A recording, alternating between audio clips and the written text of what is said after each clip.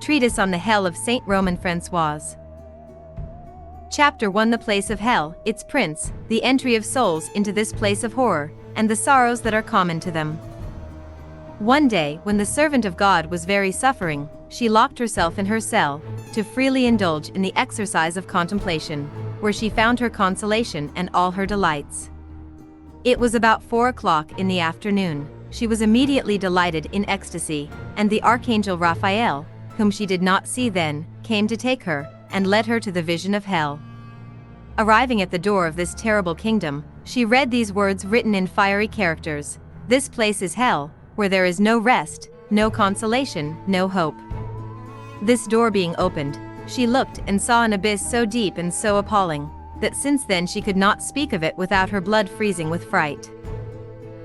From this abyss came awful cries and unbearable exhalations. Then she was seized with extreme horror, but she heard the voice of her invisible driver, who told her to have good courage, because no harm would happen to her.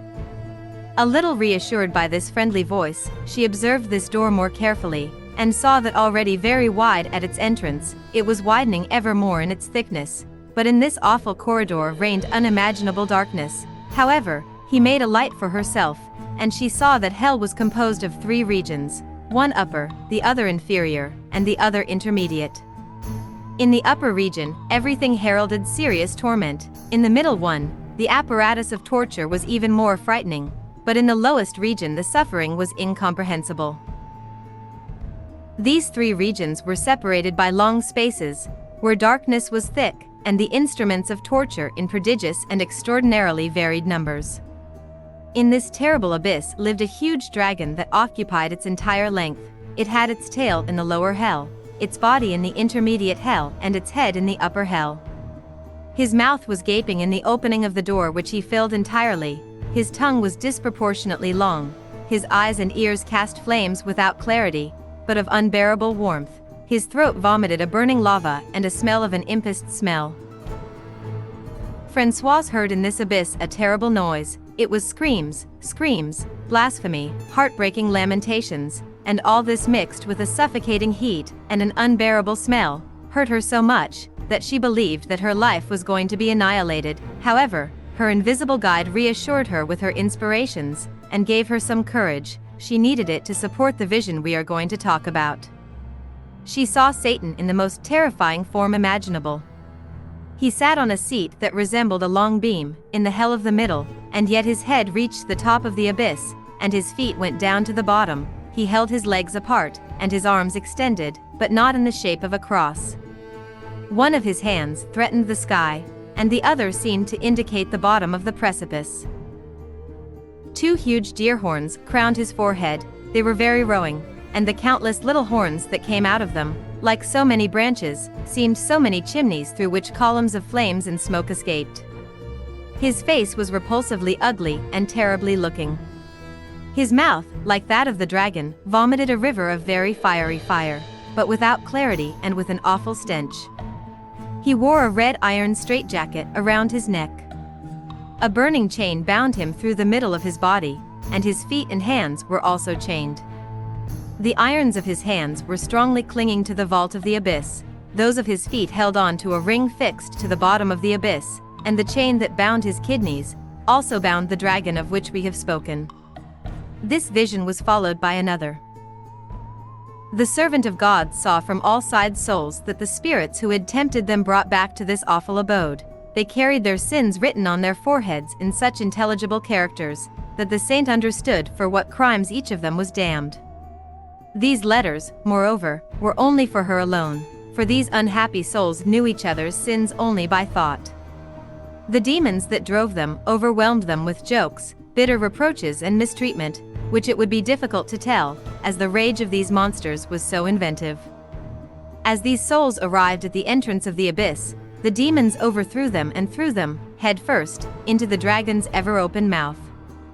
Thus engulfed, they quickly slipped into its bowels, and at the lower opening, they were received by other demons who immediately led them to their prince, this chained monster, of which we have just spoken.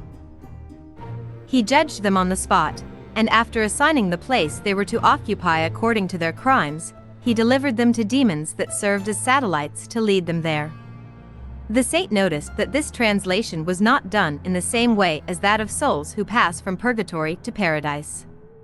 Although the distance that the latter have to travel is incomparably greater than that from one hell to another, since they must cross the earth, the sky of the stars and the crystalline, to arrive at the Empyrea, however, this trip is done in the blink of an eye. The march of souls that Françoise saw carried away by the guards of the infernal tyrant was on the contrary very slow, both because of the thick darkness, which they had to cross with a kind of violence, and the tortures they made them suffer in the intermediate spaces of which we have spoken. So it was only after a while that the demons ended up depositing them at the bottom of the abyss. Françoise also saw the arrival of other souls less guilty than the first, and yet reprobate. They were thrown into the dragon's mouth, presented to Lucifer, judged and transferred by the demons, like the others, but, instead of descending to the bottom of the abyss, they ascended into the upper hell, with the same slowness nevertheless, and suffering torments proportionate to their sins. Arriving in their prison, they found a multitude of demons in the form of snakes and ferocious beasts, whose sight terrorized them. Satan's gaze frightened them even more, and, not to mention the general fire in which they were wrapped, the fire that came out of the Prince of Darkness made them cruelly feel his all-consuming ardor. Around them reigned an eternal night, so that nothing could distract from the sorrows they endured. There, as in the other parts of hell, each of the reprobate souls was delivered to two main demons, executors of the judgments of divine justice. The function of the first was to strike, tear and torment her incessantly, that of the second was to mock his misfortune, reproaching him for having attracted him by his fault, to continually remind her of her sins, but in the most overwhelming way, asking her how she could have yielded to temptations, and consented to offend her Creator, to reproach her at last, all the means she had had to save herself, and all the opportunities to do good, which she had lost through her fault. Hence heartbreaking remorse, which, together with the torments that the other executioner made her feel, put her in a state of rage and despair, which she expressed with screams and blasphemy. The charge entrusted to these two demons was not exclusive, however, all the others had the right to insult and torment her, and they did not fail to use it. The servant of God having desired to know what difference there was between the inhabitants of the three provinces of this terrible kingdom, she was told that in the lower region the greatest criminals were placed, in the middle the mediocre criminals, and in the upper region the least guilty of the reprobates. The souls you see in this highest place, added the voice that taught it, are those of the Jews who, with their obstinacy, lived free from great crimes, those of the Christians who neglected confession during life, and were deprived of it at death, etc. All that the blessed saw and heard filled her with terror, but her guide took great care to reassure and strengthen her. Chapter 2 Particular torments exercised on 9 kinds of culprits.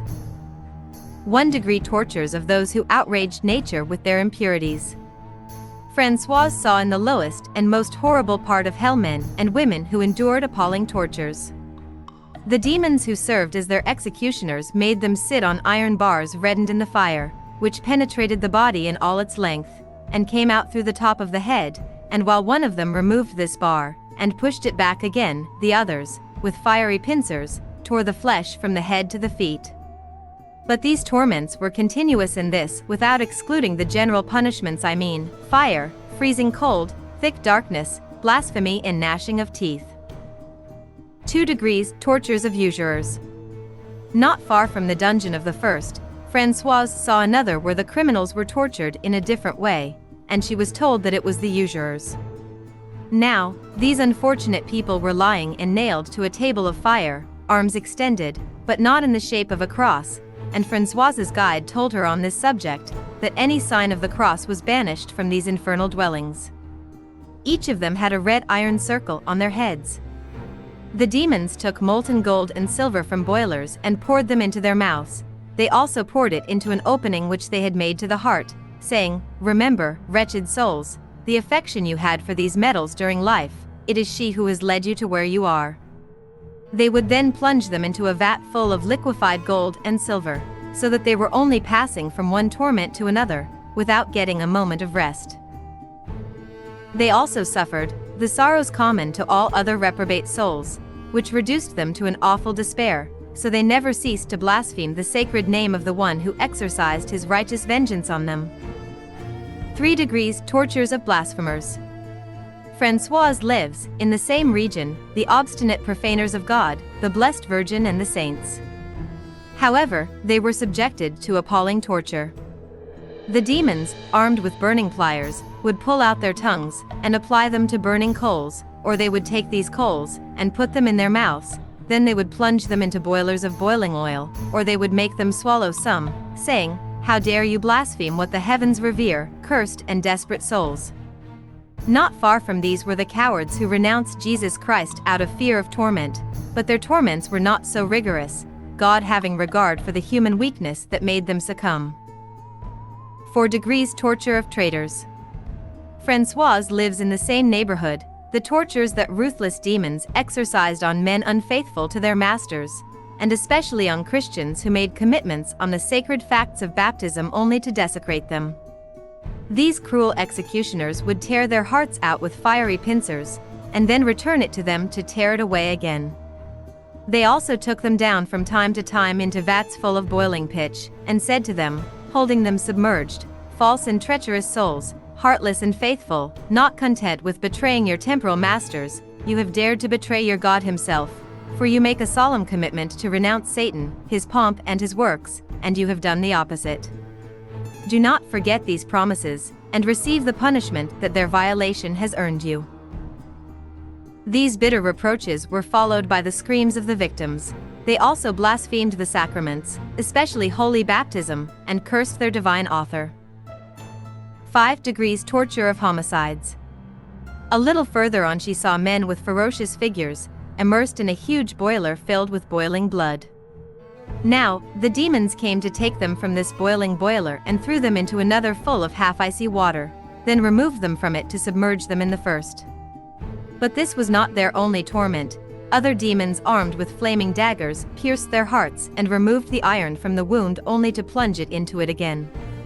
Among these bloodthirsty men were these mothers who denatured themselves to the point of taking the lives of their own children, and their tortures were about the same. 6 degrees torture of the apostates who abandoned the Catholic faith not out of weakness but out of corruption. The demons sawed them by the middle of the body, with red iron saws soaked in molten lead.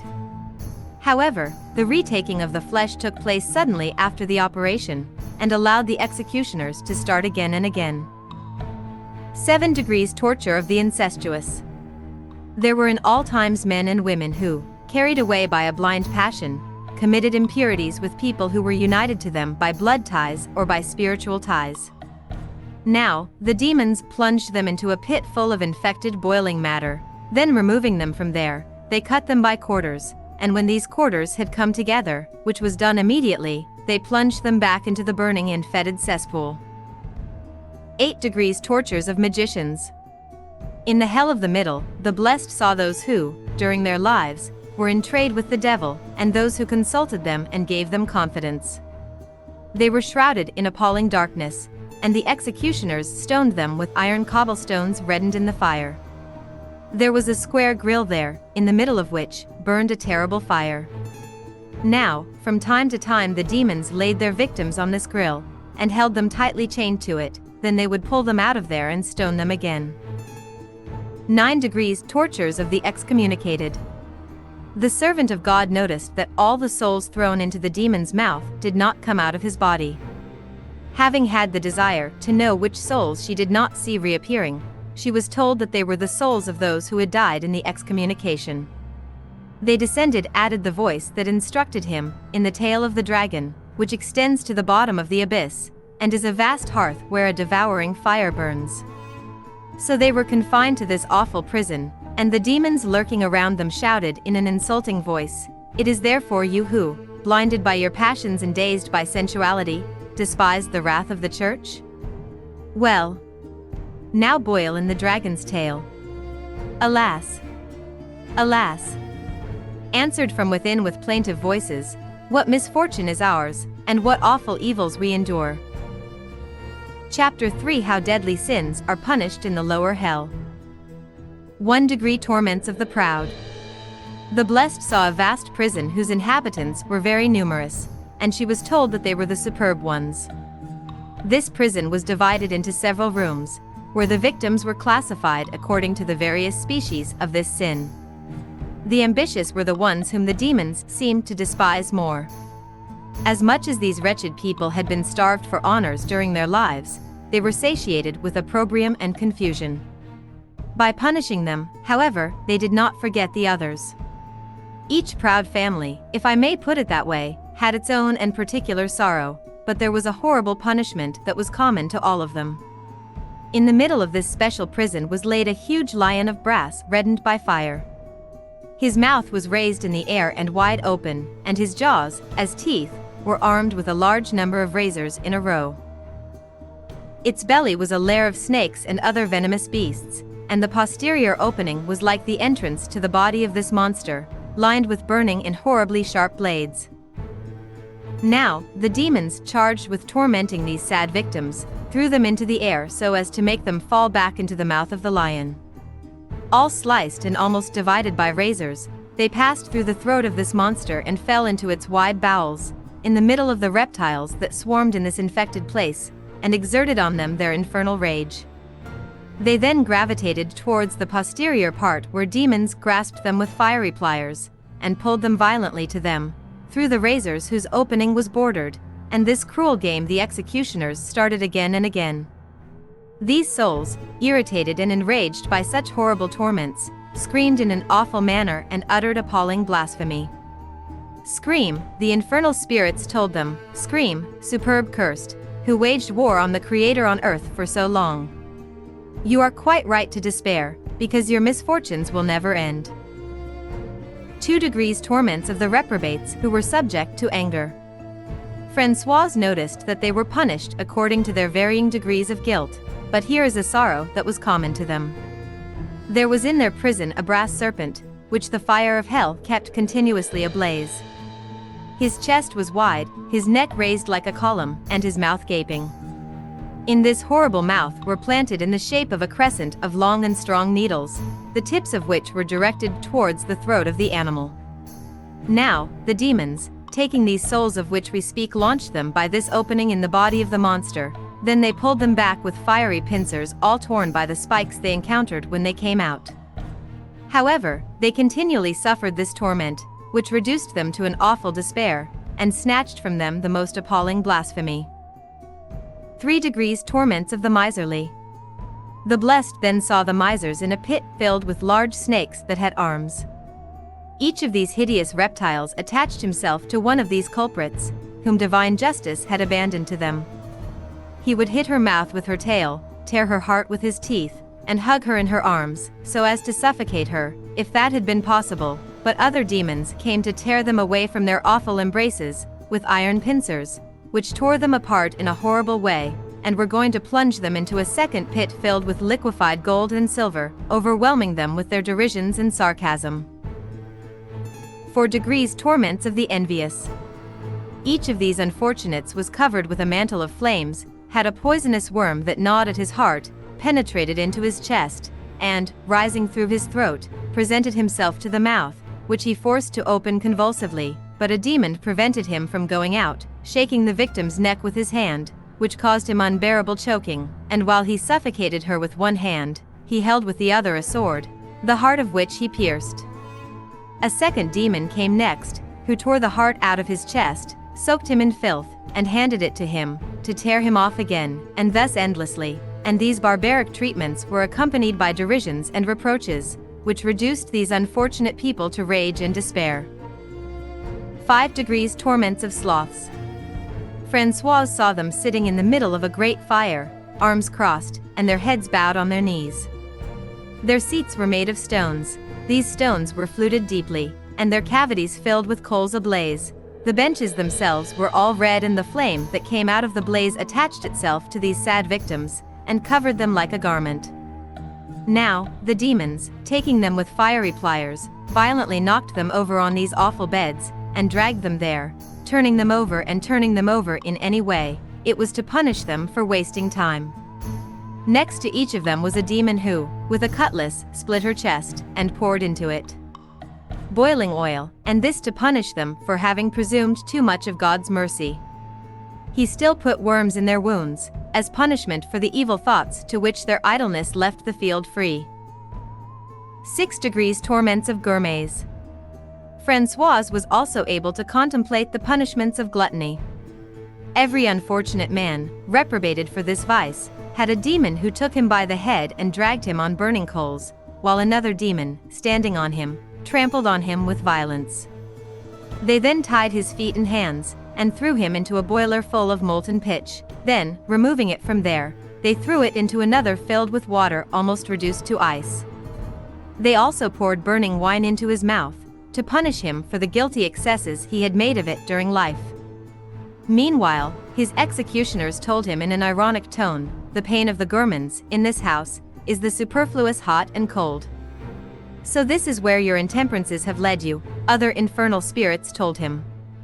"From now on you will have snakes for food, and fire for beverage." 7 degrees torments of the luxurious. Françoise was looking with her eyes for the slaves of this shameful passion. They were shown to him. They were tied to burning iron poles, and the executioners, with their fiery tongues, licked every part of their bodies, which made them suffer horribly. Other demons, with pincers, tore their flesh to shreds, as punishment for the good food they made in the world, which served to further fuel their fatal passion.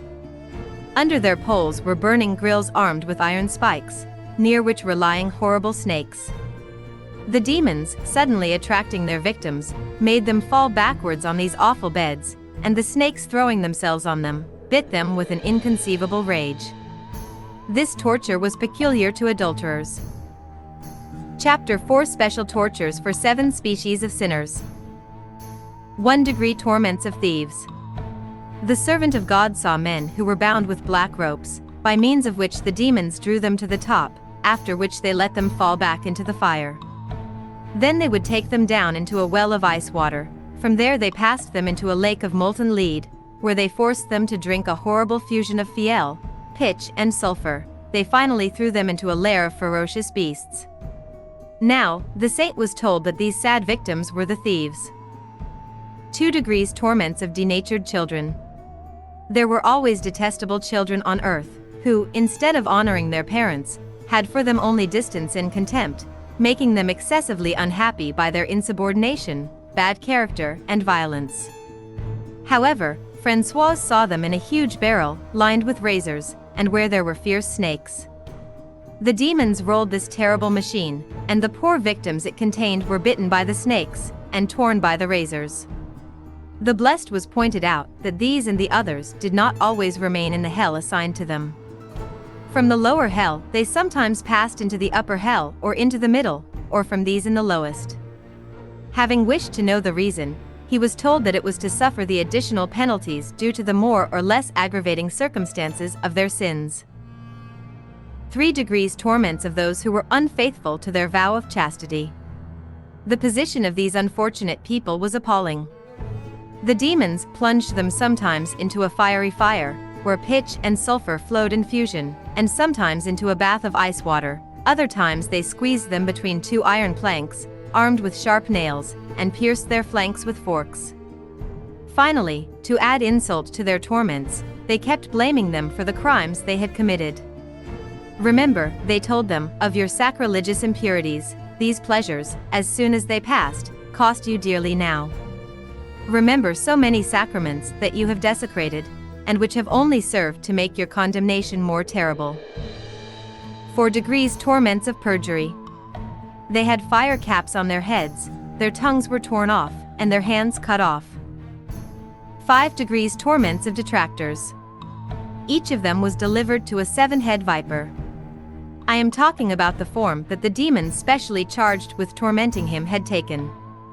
Now, this is what his 7 mouths were for. With the first he tore off the patient's tongue, with the second he ate it, with the third he spat her into the fire, with the fourth he took it back and returned it to the culprit, with the fifth he broke her eyes, with the sixth he tore off his brain by one ear, and with the 17th finally, he devoured his nostrils. In addition, with the nails of his hands he tore her body. 6 degrees torments of the mad virgins. Françoise saw those souls who, very jealous of retaining their bodily virginity, took little care of the purity of their hearts. The demons cruelly scourged them with chains of red iron. 7 degrees torments of vicious widows. They were tied to the branches of a huge apple tree, their heads turned back, and the demons made them eat apples full of worms. In addition, terrible dragons, embracing themselves, tore their hearts and bowels apart, while the crowd of demons never ceased to reproach them for their bad life. 8 degrees torments of women idolatrous of their beauty. Their hair was snakes that bit their faces cruelly, while other demons drove reddened pins in the fire into all parts of their bodies. And, to sharpen the remorse of consciousness, they kept telling them, "You are doing our job on earth. It is right that you should be associated with us for eternity. Now do your toilet in these flames." These souls responded with horrible blasphemy to these insults of their enemies. Chapter 5 Blasphemy of the Reprobate. All this awful state resounded with horrible blasphemy. Its misfortuned inhabitants cursed God, as if he had done them nothing but harm and never any good. They cursed the sacred humanity of our Lord Jesus Christ. They cursed all his mysteries, the memory of which reminded them only of criminal ingratitudes. They cursed all the graces which they had obtained by his merits, and whose abuse had attracted such horrible punishments to them. The whole holy life of this Savior God provoked their blasphemy, but each one endeavored to desecrate in a special way the circumstance which displeased him the most. This one cursed his incarnation, this one his birth, this one his circumcision, and this one his baptism, this one his penance, this one his passion, another his resurrection, another his glorious ascension. Nothing that our kind Savior did for the salvation of our souls was respected, because all these blessings were for them only objects of ingratitude. They cursed and blasphemed Mary's sweet name, her prerogatives, her virtues, but above all her divine motherhood, because if she had not brought the Son of God into the world, they would have been less guilty, and would not have to endure such horrible torments. Thus their eternity is all used to blaspheme and curse, but with such rage and deep despair that, if they had no other torments, it would be enough to make them infinitely unhappy. However, they suffer the other penalties common to all the reprobates, and in addition, the penalties that are particular to them, as I have just said. Chapter 6 Number of demons, their names and jobs. In Vision 17, where the creation of angels and their classification were manifested to the servant of God, God made her discern those who were to sin from those who would remain faithful. She then witnessed their revolt and the horrible fall she deserved. However, it was not as profound for some as for others. A third of these unfortunate people remained in the air, another third stopped on earth, and the last third fell into hell. This difference in punishment corresponded to those that God noticed in the circumstances of their common fault. Among these rebellious spirits there were some who embraced with cheerfulness of heart, if I may speak in this way, the cause of Lucifer, and others who saw with indifference this uprising against the Creator, and remained neutral. The first were immediately thrown into hell, from where they never come out, unless God unleashes them when he wants to strike the earth with some great calamity, to punish the sins of men. The latter were thrown into the air, and left on the earth, and it is the latter that tempt us, as I will say later. Lucifer, who wanted to be God's equal in heaven, is the monarch of the underworld, but a chained monarch and more unhappy than all the others. He has under him 3 princes to whom all demons, divided into 3 bodies, are subjected by the will of God, as in heaven, good angels are divided into 3 hierarchies presided over by 3 spirits of higher glory. These 3 princes of the celestial militia were taken into the first 3 choirs, where they were the noblest and most excellent. Thus, the 3 princes of the infernal militia were chosen as the most wicked of the spirits of the same choirs, who carried the standard of revolt. Lucifer was in heaven the noblest of the angels who revolted, and his pride made him the most wicked of all demons. This is why God's righteousness has given him as king to all his companions and the reprobates, with the power to govern and punish them, according to his whims, which makes him called the tyrant of the underworld. In addition to this general presidency, it is still established on the vice of pride. The first of the 3 princes who command under his gold rays is named Asmodeus. He was in heaven a cherub, and he is today the impure spirit that presides over all dishonest sins. The second prince is called Mammon. It was once a throne, and now he presides over the various sins that the love of money commits. The third prince is called Beelzebub. It originally belonged to the chorus of dominations, and now it is established on all the crimes that idolatry gives birth to, and presides over the infernal darkness. It is also from him that those who blind the minds of humans come. These three chiefs, as well as their monarch, never get out of their infernal prisons. When the righteousness of God wants to exert some brilliant vengeance on earth, these cursed princes deputize for this purpose a sufficient number of their subordinate demons, for it sometimes happens that the plagues which God wants to strike the peoples require more strength or more malice than the evil spirits spread on earth and in the air. Then the more wicked and rabid infernals become indispensable auxiliaries. But apart from these rare cases, these great culprits cannot get out of the prisons where they are confined. All these unfortunate minds are classified in the abyss according to their hierarchical order. The first hierarchy, composed of seraphim, cherubs and thrones, inhabits the lowest hell. They endure torments more cruel than others, and exert heavenly vengeance on the greatest sinners. Lucifer, who was a seraphim, exercises special authority over them by virtue of the pride of which he has the high presidency. The demons of this hierarchy are sent to earth only when the wrath of God allows pride to prevail to punish the nations. The second hierarchy, made up of dominations, principalities and powers, remains in the hell of the middle. Its prince is Asmodeus who, as I have already said, presides over the sins of lust. One can guess that the demons of this hierarchy are on earth, when the peoples surrender themselves to the infamous vice of impurity.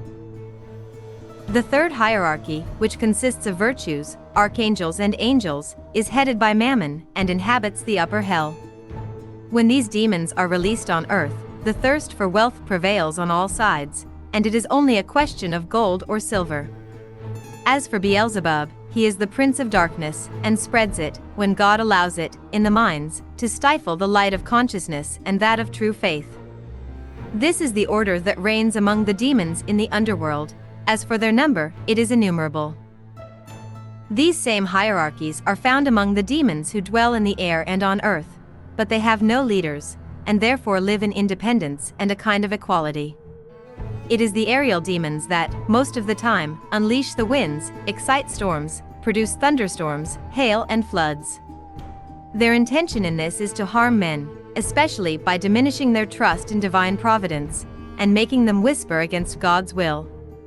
The demons of the first hierarchy, who live on earth, do not fail to take advantage also of these opportunities favorable to their malice.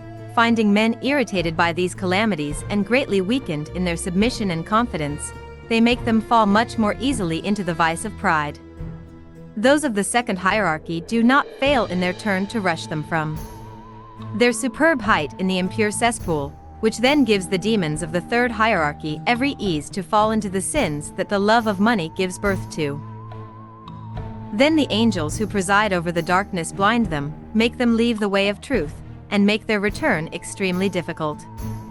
This is how all demons, despite the difference in their jobs, consult each other and help each other to lose souls. Some weaken their faith, others push them to pride, these to impurity, these to love riches, others finally throw a veil over their eyes and distance them so strongly from the way of salvation, that most no longer find it. The only way to escape this infernal plot would be to quickly recover from the first fall, and that is precisely what these poor souls do not do. From there, this chain of temptations, which from fall to fall leads them to the bottom of the precipice. When I said that the demons who are in the air and on earth have no leaders, I meant only that they have no junior officers, for all are subject to Lucifer, and obey his commandments, because this is the will of divine justice. Despite their hatred of men, none of them would dare to tempt them without Lucifer's command, and Lucifer himself cannot prescribe, in this kind, what the Lord allows him to do with kindness and compassion for us. Lucifer sees all his demons, not only those around him in hell, but also those who are in the air and on earth. All of them also see him without any obstacle, and fully understand all his wishes. They also see and understand each other very well. The evil spirits, spread in the air and on earth, do not feel the attacks of the fire of hell. They are nevertheless excessively unhappy, both because they mistreat and constantly hit each other, and because the operations of the good angels in this world cause them a spite that torments them cruelly. The sorrows of those who belong to the first hierarchy are more acerbic than those of the spirits of the second, and these are more unhappy than the spirits of the third. The same distributive justice presides over the torments of the infernal spirits, but these are all prey to the ardor of infernal flames. The demons who dwell in our midst, and have been given the power to tempt us, are all spirits fallen from the last chorus. The angels committed to our guard are also simple angels. These tempting minds are constantly busy preparing for our loss. The means they employ for this are so subtle and varied that a soul that escapes them is very happy, and cannot show too much gratitude to the Lord. There is not a moment of day and night when these cruel enemies do not try one temptation or another, in order to tire those whom they cannot defeat by cunning or violence. Patience is therefore the defensive weapon par excellence. Woe to those who let it fall out of his hands. When these ordinary tempters encounter strong and patient souls, whom they cannot begin, they call for their help more astute and clever companions, not to fight with them or in their place, for God does not allow it, but to suggest more effective schemes. Françoise knew all this from experience. It was rare that she was tempted by her demon alone. Usually he associated himself with others, and still too weak, they resorted to the malice of the higher spirits who dwelt in the air. She had become so skilled in this war, that by supporting an attack, she knew to which choir had belonged the one whose counsel directed her, and who he was. When the demons want to deliver an assault on a skillful and strong soul, some attack it head-on, and others place themselves behind it. It was in this way that they usually fought against our blessed, and she saw them making signs to concert their means. When a soul, overcome by temptations, dies in its sin, its usual tempter promptly prevails, followed by many others who lavish on it outrages, and do not cease to torment it until it is thrown into hell. These detestable spirits then indulge in fierce joy. Her guardian angel, after following her to the entrance of the abyss, withdraws as soon as she has disappeared, and goes back to heaven. When a soul, on the contrary, is condemned to purgatory, its tempter is cruelly beaten by Lucifer's order for letting its prey escape. Yet he remains there, outside purgatory, but close enough for the soul to see and hear the reproaches he makes to him about the causes of his torments. When she leaves purgatory to ascend to heaven, this demon returns to earth to mingle with those who tempt us, but he is for them an object of mockery, for having badly fulfilled the mission for which he was charged. All those who let souls escape in this way can no longer fulfill the office of tempters. They go, wandering here and there, reduced to giving men other bad offices, when they can. Sometimes Lucifer, to punish them, shamefully lodges them in animal bodies, or he uses them, with God's permission, to exercise possessions that often attract new punishments and shames. The demons, on the contrary, who managed to lose the souls to which Lucifer had attached them, after having carried them into the underworld, reappear on earth, covered in glory among their fellow men, and play a greater role than ever in the war they are waging against God's children. It is they whom others call for their help, as more experienced and skillful, when they are dealing with strong and generous souls who laugh at their vain efforts. Every demon charged with the mission of losing a soul does not take care of others. He resents only that soul, and uses all his care to make it sin or disturb its peace. However, when he has defeated her, he pushes her, as much as he can, to attempt, molest or scandalize other souls. There are other demons of the same chorus as those who tempt us, who live in our midst without attacking us. Their mission is to watch over those who tempt us, and chastise them whenever they fail to make us sin. Whenever they hear the holy name of Jesus spoken devoutly, they prostrate themselves spiritually, not with a good heart, but by force. Françoise once saw several of them in human form, who at this sacred name that she pronounced while conversing with her confessor, bowed their foreheads with deep respect, even in the dust. This sacred name is for them a new torment, which makes them suffer all the more cruelly, as the person who pronounces it is more advanced in love, and more perfect.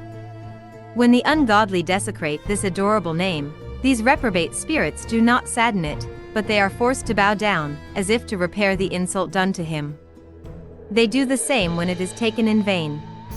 Without this forced worship, they would be very happy to hear this holy name blasphemed. Good angels, on the contrary, on such occasions, worship him deeply, praise him and bless him with incomparable love. When spoken with a true sense of devotion, they pay the same tributes to him, but with a strong sense of joy. Every time our blessed uttered this most holy name, she saw her archangel take on an extraordinarily joyful air, and bow in such a graceful way that she was all ablaze with love. When souls live in the habit of mortal sin, demons enter into them, and dominate them in several ways, which vary according to the quality and quantity of their crimes. But when they receive absolution with a contrite heart, they lose their dominion, dislodge as quickly as possible, and return to them to tempt them again, but their attacks are less vivid, because confession has diminished their strength.